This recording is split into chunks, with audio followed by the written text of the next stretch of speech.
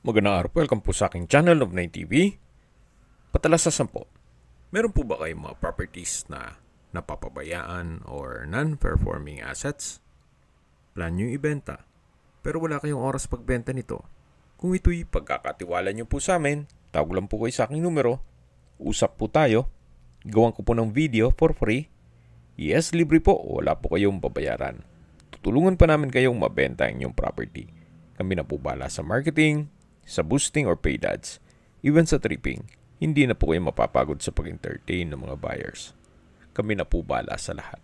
Tawag lang po kayo. Nandito po tayo ngayon sa Laurel, Batangas kung saan meron po tayong bagong video presentation. Isang unfinished na hotel and resort na may total lot area na 17 hectares.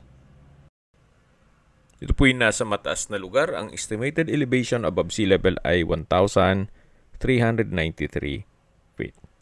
Kaya meron pong overlooking view ng Taal Lake and Volcano.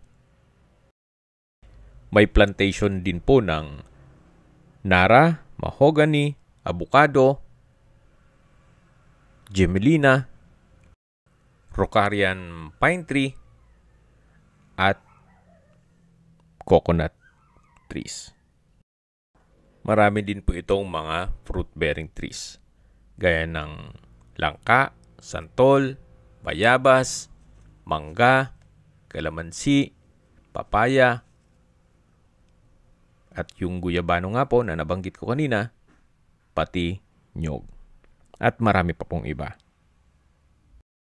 Dito po sa area na to ay meron pong mga tanim ng malunggay o moringa o bensulib tree. Then, may mga part po ng lupa na slope ang terrain.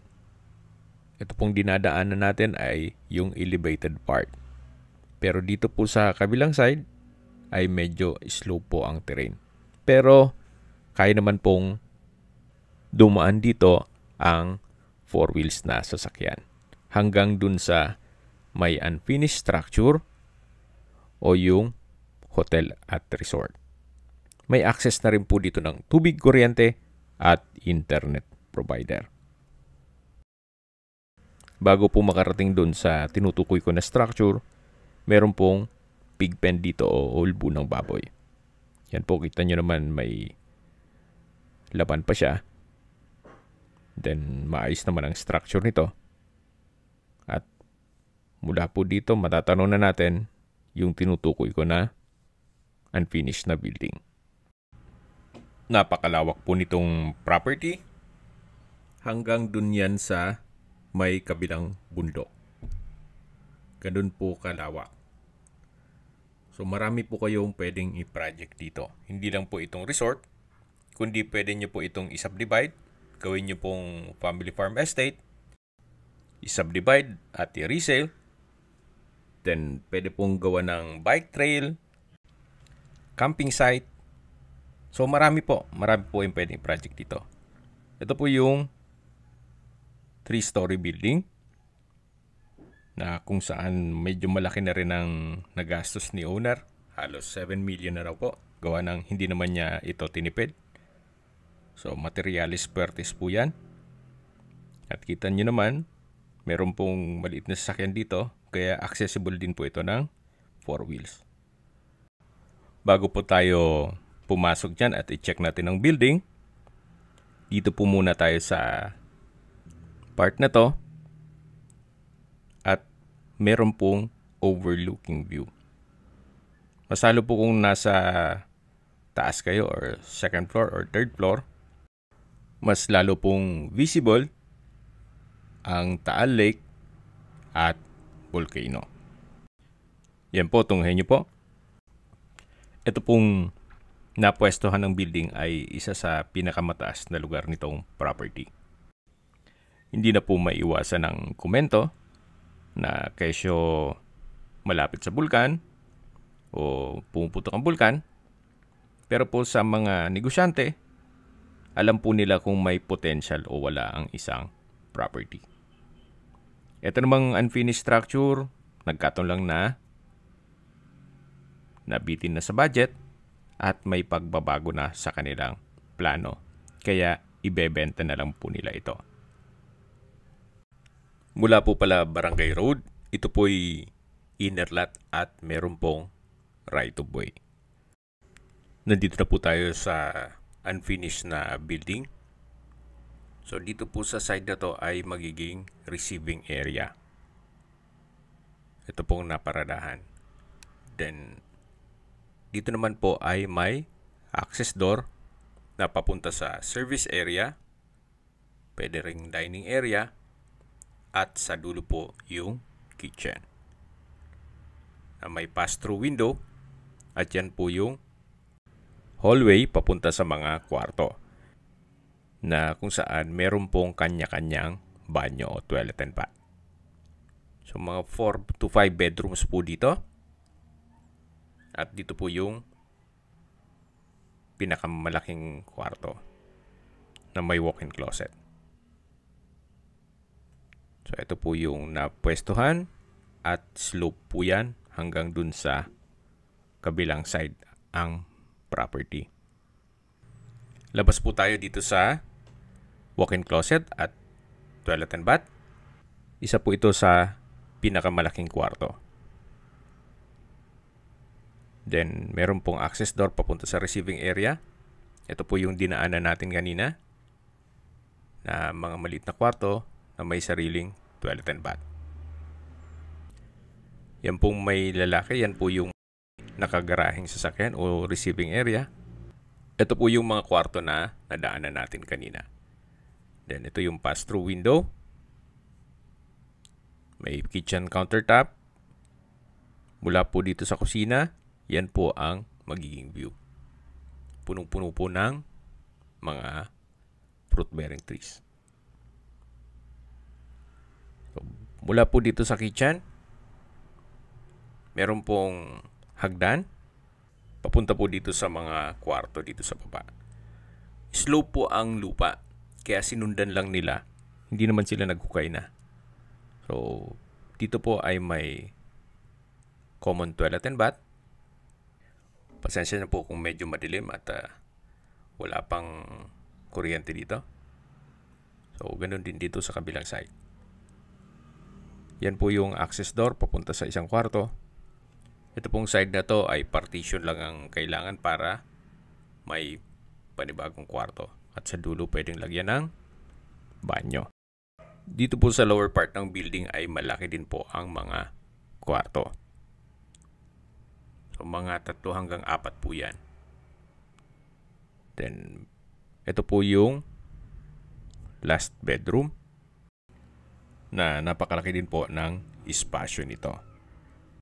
At paglabas naman po dito, maganda pong maglagay ng glass walls para mas maaliwalas. Ito pong hallway ay napakalaki ng espasyo. Then kahit po i-open na lang ito, gawa ng malamig naman po ang klima dito. At hindi lang po doon, dito po ay napakatahimik na lugar at sariwa ang hangin. Okay, balik na po tayo dito sa hagdan at aakyat na po tayo. Then pagtaas po ay nandyan na yung kitchen. At dito yung dining area, yan yung receiving area. At dito naman po ay may another stairs na kung saan papunta naman ito sa 3rd floor. May mga nakaabang na po na poste dito. Maganda rin pong lagyan na lang ng bubong ito at gawing events place. So napakalawak din po ng espasyo nito. Habang naglilibot po tayo at pinagmamasdan niyo po itong buong property, pag-usapan na natin ang distance, location at travel time. Mula po sa Jokno Highway at Canyon Woods, ang distance is 4.5 kilometers at ang travel time is 10 minutes. Mula naman po sa Twin Lakes, ang distance is 9.8 kilometers at ang travel time is 19 minutes. Kung manggagaling naman po sa Tagaytay, ang distance is 18 kilometers at ang travel time is 32 minutes. Mula naman po sa bayan ng Laurel kung saan nandun na po ang public market, mga business establishments at Laurel Municipal Hospital, ang distance is 6.4 kilometers at ang travel time is 18 minutes. Yan po yung lagi kong binabanggit sa aking video na dapat nyo i-consider sa paghanap ng property, yung meron pong malapit na hospital. Hindi ko naman po sinasabing sakitin kayo, yan man po for emergency purpose lang naman. At kung manggagaling naman po sa Manila o sa airport, ang distance is 81 kilometers at ang travel time is 2 hours and 10 minutes. Summarize ko lang po sa mga nag-skip ng video. Ito pong property ay nasa Laurel, Batangas at meron pong total lot area na 17 hectares. May overlooking view at ito'y nasa mataas na lugar.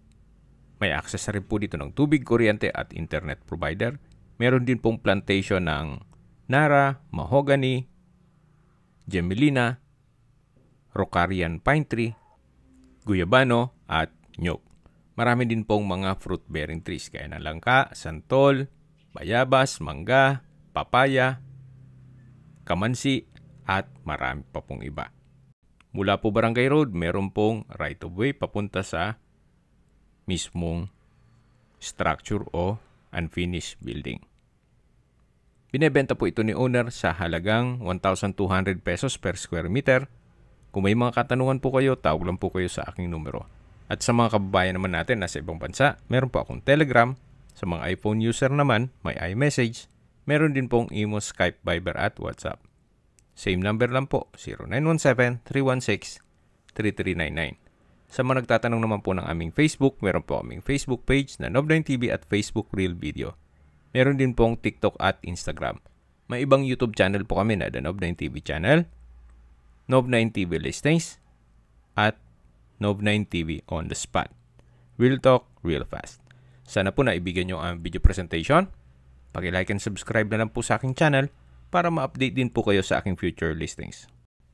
Kung sakali po hanap nyo yung mas malaking sukat na lupa, meron din po kami ibang listings na pwede nyong pagpilian. Huwag po kayo mag-atubiling tumawag sa amin, then let us know your budget para malaman namin kung anong property pwede namin ilok sa inyo. Sa lahat pong viewer, subscriber at nagtiwala po sa amin, salamat po sa suporta.